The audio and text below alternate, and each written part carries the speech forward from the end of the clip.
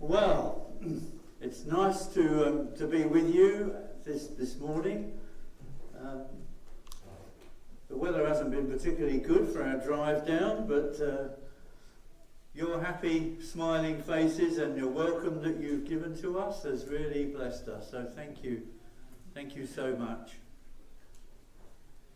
It's good to be back in London too. We come from London. That's where we were. South East London. I know that's like a different area, but it's still London. So we're back home, as it were. So that's good. Now, my mission is to share with you, something that is a passion with me and has been for over 20 years. And I thought it might be good just to start by sharing with you how I came to come into contact with Christians Against Poverty. How it was that I came to be a part of it for 20 years now. And so it was quite a while ago now that I was leading a church in Bingley, which is in West Yorkshire, which is the adjacent town to Bradford. And one day a friend of mine said to me, "John, I want you to come with me, and I want to introduce you to a charity that has just started in Bradford called Christians Against Poverty," which I'd never heard of. So I went along on this particular day, and it was raining. It rains a lot in Bradford. And I was introduced to the headquarters, which they had just acquired, which was an ex-woolen mill in Yorkshire, on 5 floors. It's huge. In fact, we were there yesterday, and it reminded me as how big it is. It's 5 floors, and you go in on the middle floor. And I went in there and I was introduced to the founder of Christians Against Poverty, who you'll see on the film in a minute, named John Kirby, another John. And he was there, and he had some volunteers. They were only on this one floor, and there was nothing there except a great expanse, much, I should say, 5-10 times as big as this space. I mean, it's huge, as an ex-mill. And it was as if the looms that had just gone out the sort of day before. It was clean, but it was sort of empty. A few desks. Oh, no, there wasn't. There were 2 desks, a computer, a telephone, and a lot of enthusiasm. And a massive vision that this charity was going to change thousands and thousands of people's lives for the better and introduce them to the one who counts and matters above all else, and that is Jesus. That was the mission. That was the vision. Still is. The problem is, or it was then, it's very difficult to see how this small band of people were going to achieve such great things. And then it rained. And it rained and rained. In Bradford it rains. It's like stair rods, raining. And I had noticed, when I was there, around the room were dotted buckets. They were strategically placed, I could see, and I wondered what it sort of catches your eye and you think, I wonder what they're there for. Well, they're there for the rain, and it rained, and so the buckets were strategically placed to catch the rainwater. This is the 3rd floor. There are 2 floors above. So what's going on there? I thought. And then it seemed to get worse. And so John and the others, they went to the corners of the room and got umbrellas. And so they could carry on working under umbrellas because the rain now was really coming through. It was like being outside, nearly. At any rate, it stopped raining and they put them down, and we had some lunch, and John shared the vision that he had. And we got outside afterwards, and my friend Stephen said to me, "John, what do you think? What do you think of this? Amazing, isn't it?" And it was very difficult for me. I'm ashamed of this now, but I couldn't get it. I could not grasp that this was going to change so many lives. Now, I hasten to add that I've repented of that. I've stood in the corner, put on sackcloth, ashes, I really have.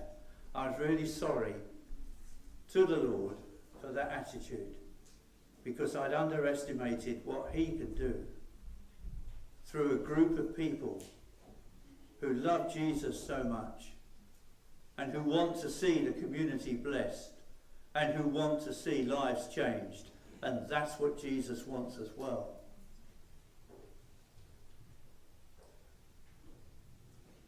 It just reminded me, Jesus says this: "The Spirit of the Lord is on me, because he's anointed me to preach good news to the poor. He has sent me to proclaim freedom for the prisoners and recovery of sight for the blind, to release the oppressed, and to proclaim the year of the Lord's favour." And you know, and I know, that Jesus lived that out for those three and a bit years. And the good news is, he's still living it out. He's still wanting the release of the oppressed, to bring the gospel to the poor, and to bring justice. And so, if you go now to Jubilee Mill, which is where I was in Bradford, it's there obviously, I went there yesterday, I was there yesterday. All 5 floors are now manned. The roof is fixed, no more water leaking. Not only that, we've acquired Jubilee Centre next door, another woolen mill, and that is used extensively. There are over 300 people that work in Bradford, professional people, and we are giving debt advice to, well, it's about 25,000 people a year now, and that's a lot of people. There are over 370 centres that are giving debt advice, and I happen to be one of them in Norwich. And I have been, that's my 4th centre, I've been doing it for 20 years now. And I love it. I mean, can you think of a better, well, it probably is, but I'll say it, a better way of going into people's homes whom you've never met, because that's how we do it. We go into people's homes with people from a local church. So if it was, say, here, around your church,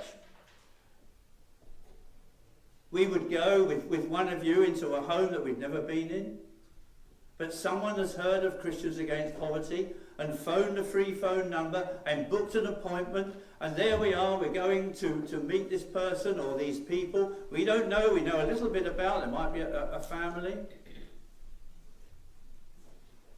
And we're going into their home. And we're going to say, God loves you. God loves you so much that he gave his son to die for you and your family here. And we are here to help you, to support you, to show you how much God does love you, to get you out of debt, to take away the burden, to take away the pressure, to take all the papers. We'll do all the negotiating. We'll do all the talking for you. You just wait to see what we can do to get you debt-free, to take that burden off you and introduce you to the one who will love you and love you and love you right to the end and beyond, as we've been hearing. Don't you think that's an amazing thing to do? Don't you think that that's something that's absolutely extraordinary? That we can do that? That we can show God's love to people whom we may never meet? We had a film once. We're going to see a film soon, but we had a film which was entitled "Only a Stone's Throw Away." It's like our annual film, and it showed a picture of our chief executive officer walking beside this lake with a flat stone. You know, if you've been to the beach, you know what you do with a flat stone, don't you? Or if you don't, your kids will know. And they just go, and flick them, see how many bumps you can get on the water. Well, the punchline for this film was, only a stone's throw away from where you're sitting right now, only a stone's throw away in this community is someone who is struggling. Someone who doesn't know where they're going to get the food tomorrow for their children when they come back from school. They don't know what to do because their benefits have been stopped and no one seems to care. And no one has a heart for them. And so they live in depression and worry and anxiety. Who's going to knock on the door? I'll give you an illustration, a story. We were visiting someone called Billy. He'd made that phone call, the 0800 328 0006, and he booked an appointment with me. And I was there to see him. He lived in a block of flats, Billy. So we knock on the door. I'm with someone from the local church, and we're knocking on the door. And it echoes around this flat. And my friend said to me, John, I don't think there's anybody there. So I said, well, I'll be surprised if there isn't, because Billy knows I'm coming. And then at that, there was a sound behind the door of a bolt being pulled back. It reminds me, it's a bit old now, but a television program called Porridge. Somebody does. You know how it starts? Somebody, Stanley Fletcher, I never remember. Who? Norman Stanley Fletcher, you've been found guilty in your and there's a picture of the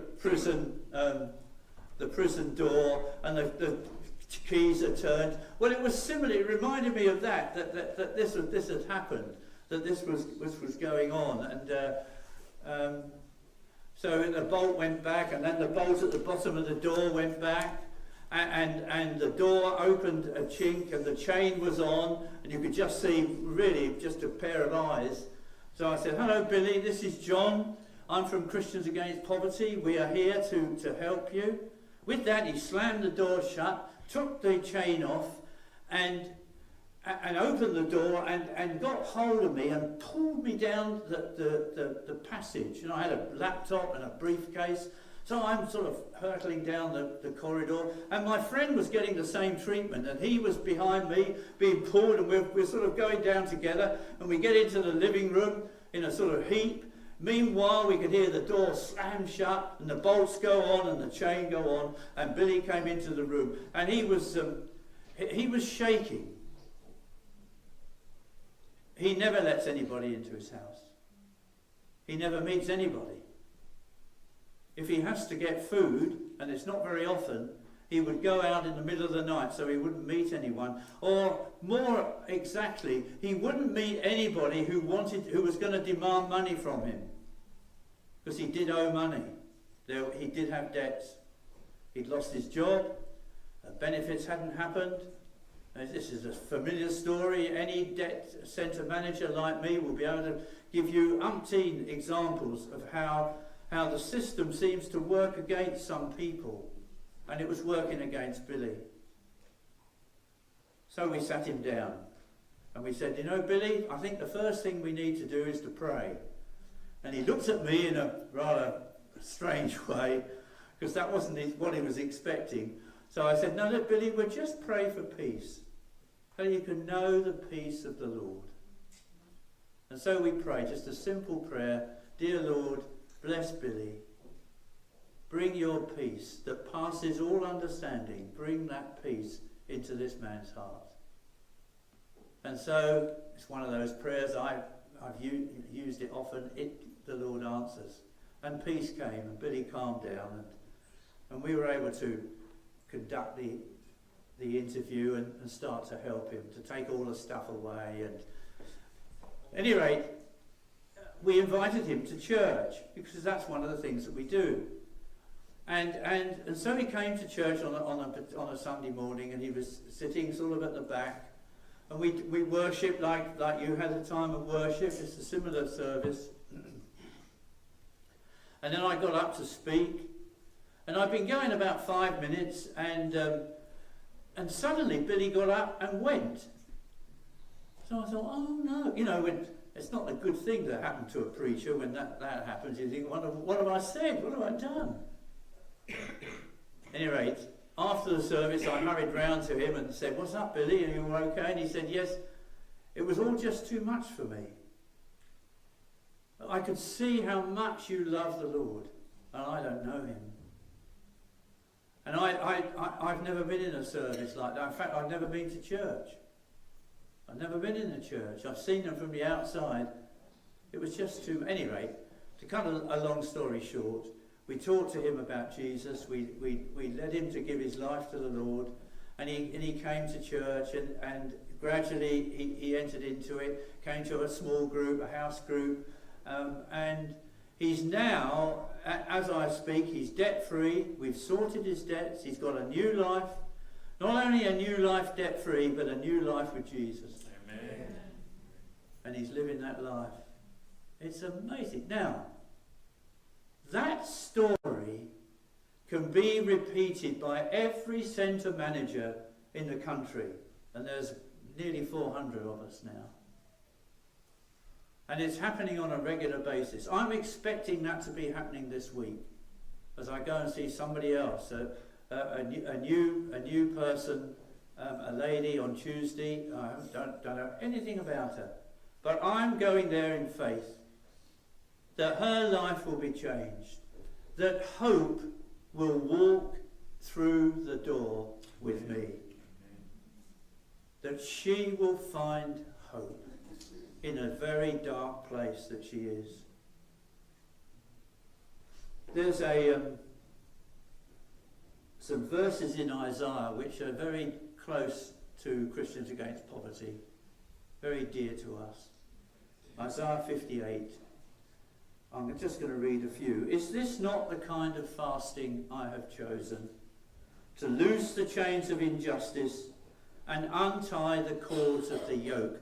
People are bound up, they're just tied up with worry and anxiety and not knowing what to do. To set the oppressed free and break every yoke. Isn't that Jesus' mission?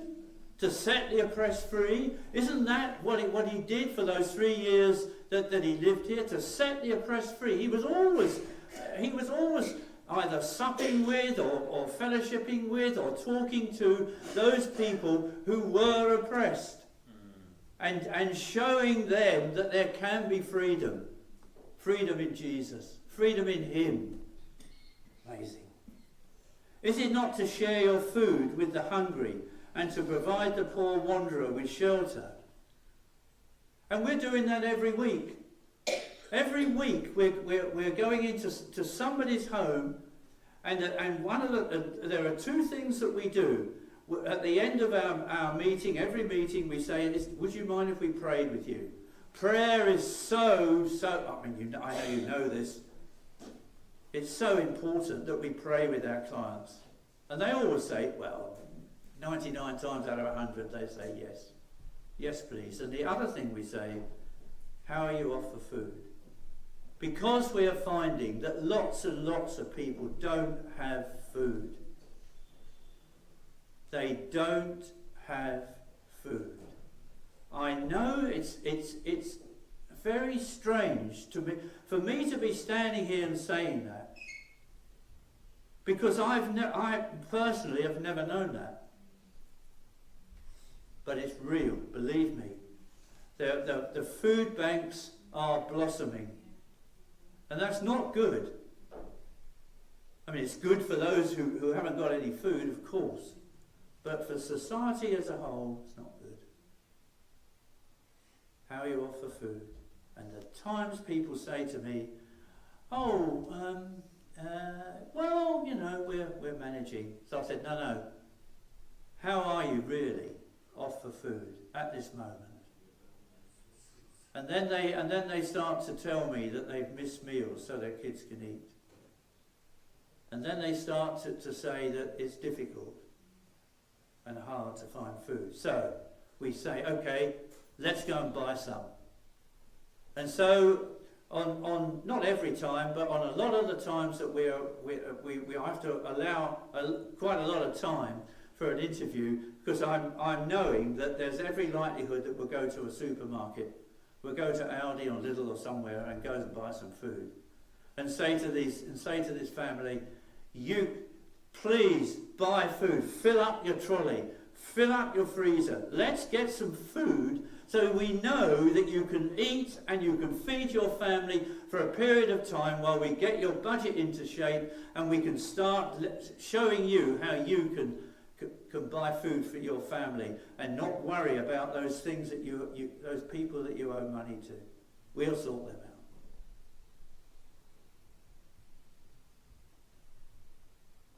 Isn't that what it says? Is it not to share your food with the hungry and to provide the poor wanderer with shelter? We in Norwich, I don't know if it's the same here, but in Norwich there are an amazing number of people who are sleeping on the street. And we're talking to them and we're saying, you know, and the circumstances are all different. There are people who choose to do that. They don't have to, but they do. But there are a great number of people who really do not want to be out on the street sleeping. And so we, the churches in Norwich, and I'm sure elsewhere, have gathered together to make provisions so that people can have somewhere to sleep that's not out in the open. But it's fulfilling what the Lord is telling us. When you see the naked, to clothe him, and not to turn away from your own flesh and blood. Then your light will break forth like the dawn, and your healing will quickly appear. Then your righteousness will go before you, and the glory of the Lord will be your rear guard. And the Lord is in this. His love for the poor is manifest throughout this. You've read this book. Come on. Isn't it true that throughout this, the Lord talks about the poor and his heart and love for the poor? Then, this is good, then you will call and the Lord will answer. You will cry for help and he will say, here am I. I'm with you. I'm with you. So when we take someone to get some food, we'll say, this is a blessing from the Lord. This is the Lord standing with you. This is the Lord helping you. This is the Lord providing for you so that you can have food.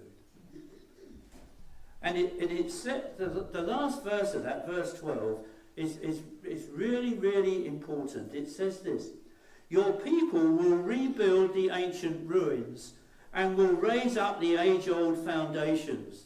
You will be called the repairer of broken walls, restorer of streets with dwellings. Now, Isaiah being a prophet, and I'm sure you know of it, Isaiah was speaking firstly, but not only, I don't think, but firstly about the rebuilding of Jerusalem. that Jerusalem was in ruins, and he's talking about rebuilding that. But I think there is something else behind this, bearing in mind what Jesus is saying. That the church should be the ones that are repairing people's lives. The church should be the means of restoration. The centre of the community, not on the periphery, not as an afterthought, but in the centre of things.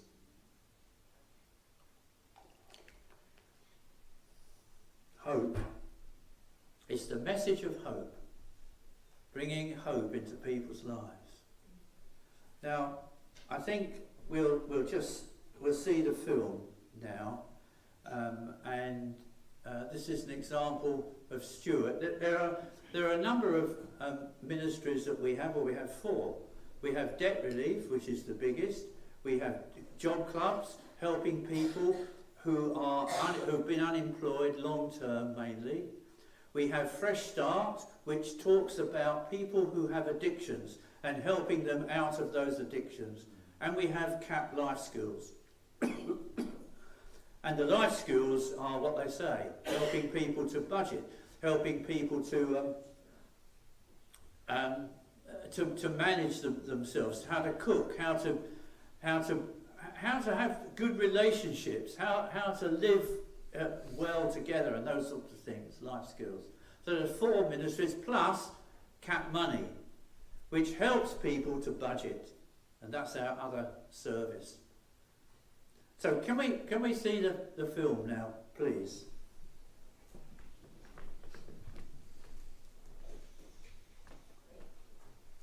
You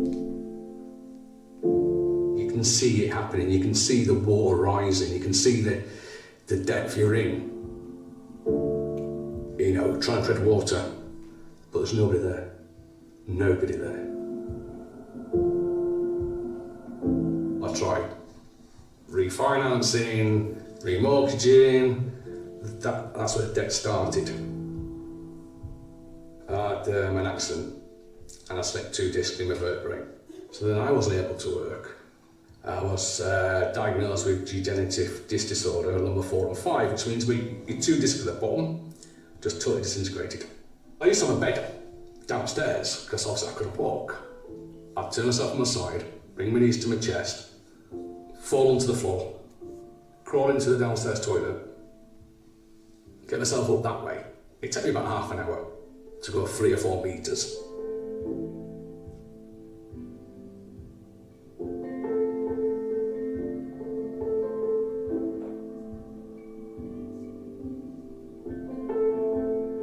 You go to bed at night crying, praying you don't wake up because you can't cope no more. You're not eating food, you're eating dog food. You know, you're scraping the bins at back of Tesco's to try and find something to eat because you've got nothing. I found it very easily to consider suicide, but it was a fault of my children. That was the only thing that brought me back from that despair. I can't leave my children without a dad.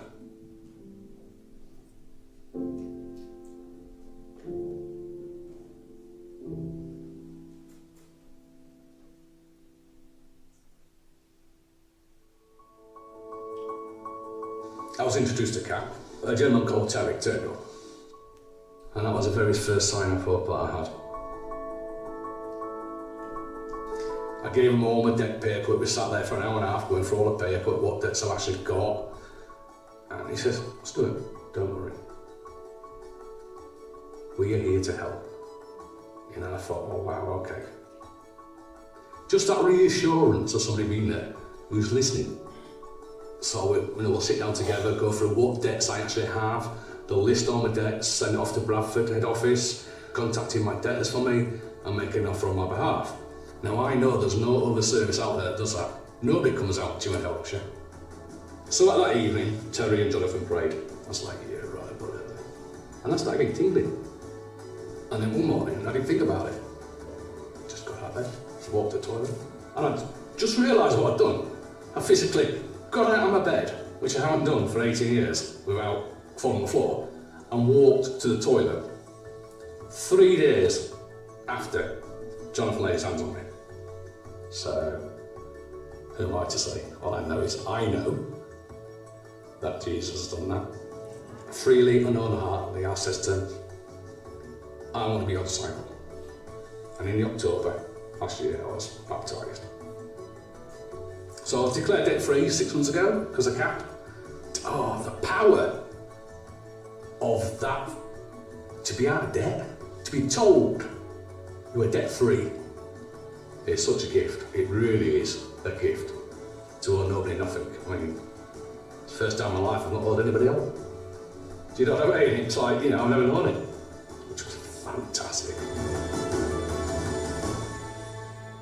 Wow, I will never ever tire of hearing of one life where hope walked in and transformation begins.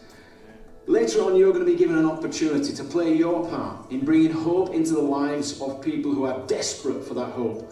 By giving just £5 a month, you will be covering the cost of one phone call into our new client inquiries. If you can give £15, that will pay for 3 phone calls into our new client inquiry teams. Listen, what you're about to do can make a difference in people's lives. Please make sure when your opportunity arrives that you don't let it pass, that you join in with tens of thousands of others and give to the work of Christians Against Poverty so that hope can walk in.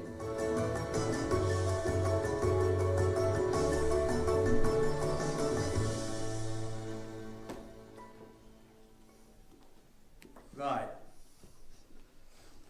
This is the end bit. I don't know why I bring all these papers. I don't think I look at them. There we go. Okay. Now I have a free gift for you. It must be the way I say it. Not sensational enough. Not sensational, no. Well, I've got 2 free gifts. Here's the first one. This is free. This book doesn't look much, maybe. Nevertheless, the incredible story of one man's mission to change thousands of people's lives. It doesn't look much, but it has been the tool of seeing that vision happening. Thousands and thousands of people have read this book and have taken up the challenge that it brings. It's not been easy. 1996 it started, and it hasn't been easy. As charities grow, there are challenges. But this book is free for you. Please take one. I don't want to cart them all the way back to Norwich. They're here for you. Now, if you've read that book, I've got another one. Journeys of Hope. 12 lives changed by God through Christians Against Poverty. Just 12 changed. So this is a good evangelistic tool. Good encouraging read for you, and that here as well, and that's free. There's just one thing though. We rely so much on the people of God supporting us. Not only financially, which I suspect you thought I was going to say, I will come to that, but by prayer. There are dotted around the church are forms.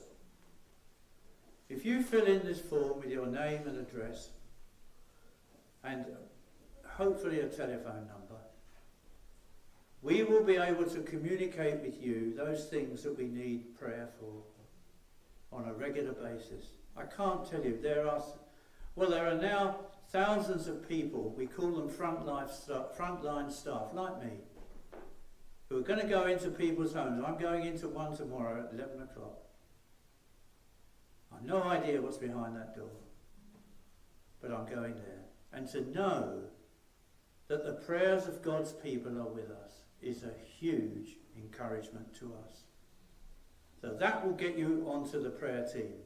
If you fill in your name and address and give it to me so I can send it on to head office. That's the important bit. That'd be good. Now, I have here a sort of script, which really is saying that also on this form gives you the opportunity to become a life changer. For a small amount every month, somebody's life will be changed. I promise you. Just £5 a month will enable one phone operator in Bradford to take calls from people who are struggling so that we can go to them and help them. Just £5 a month will do that. £10 a month will obviously help more. £50 a month, and if there's anybody who could do that, if you can stretch to £50, you'll also join a group of over 200 Vision sponsors getting the inside track on our latest developments via monthly personal updates from CAPS founder John Kirby, who you saw there.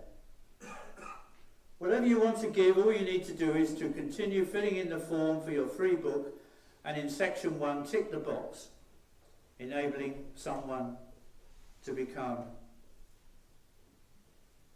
helped, hopefully saved, so that they come to know Jesus. That's what we're about. You know, after all that's said, is to see people saved and added to his kingdom. And one other thing, you'll see on the form there's a sort of red box, there's some boxes on the top. Please tick one of those. I mean, we're coming under new regulation now, and we need your permission for us to contact you. So tick one of those boxes so that we can. So will you stand in the gap and become a life changer today? Will you join? It says 26,000. It's now 31,000 people. And from yesterday meeting, there were another 10 were added. So, I mean, you know, it's growing, but we can't do it without money. So thank you for listening to me. Thank you for inviting us to share with you about Christians Against Poverty. We have a passion to see our society changed, but to see the church, that's the real passion, to see the church take its rightful place in the centre of the community, bringing hope where there is no hope, bringing salvation where that's the last thing people are thinking about, but introducing them to the one who does count above all others, Jesus. And I'd like to finish on that. He is the beginning, the end, he's everything. Our Saviour Jesus. So bless you all. Thank you.